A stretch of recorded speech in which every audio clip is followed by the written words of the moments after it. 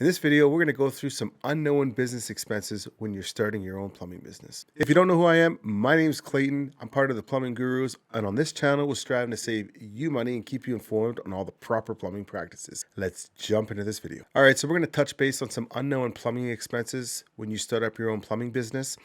For one, I would say the vehicle is a huge expense. It goes down to vehicle repair, fuel is a really big one, tires. Now, your vehicle for your plumbing business is really the key for you to make money. It is what's going to take you to the job, take you to pick up plumbing materials. It's going to haul your tools around.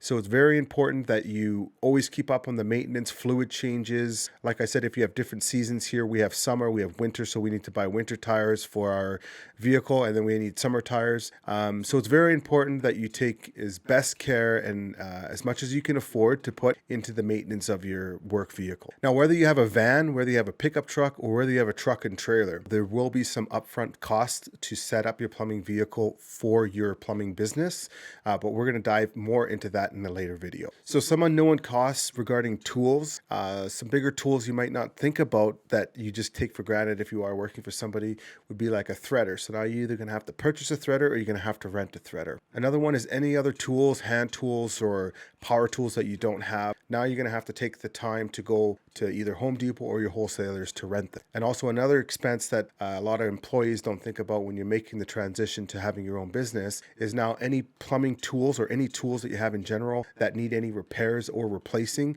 you now are the one that's going to be paying for that cost. And now let's not forget about clothing and cell phone. I know these are two smaller expenses. The cell phone, the usage actually can go up quite a bit because while you're on site now, you're using, depending on what kind of app you're using to invoice or to create estimates for the clients, now you're using data, so you're going to need a different data plan. So be prepared for your cell phone bill to be a little bit more than what you're paying at the moment. All right, so another one is clothing. So if you're working at a business right now where they are supplying your clothing for you, that's another expense that you might not think of. And now that you're running your own plumbing business, you're going to be the one that's going to be having to pay for your clothes to get dry cleaned. I know there's a lot of service companies out there that they want them to have like their name on the shirt, have a nice buttoned up shirt and look nice. So, but all these little things, they add up to the end, and we just kind of want to give you a heads up on some of the expenses that you will be encountering when you start your own plumbing business. Thanks guys for watching, and we'll see you on the next video. So if you guys are enjoying what you're seeing, I'll leave a link in the description below where you can dive deeper with us. See you guys on the next one.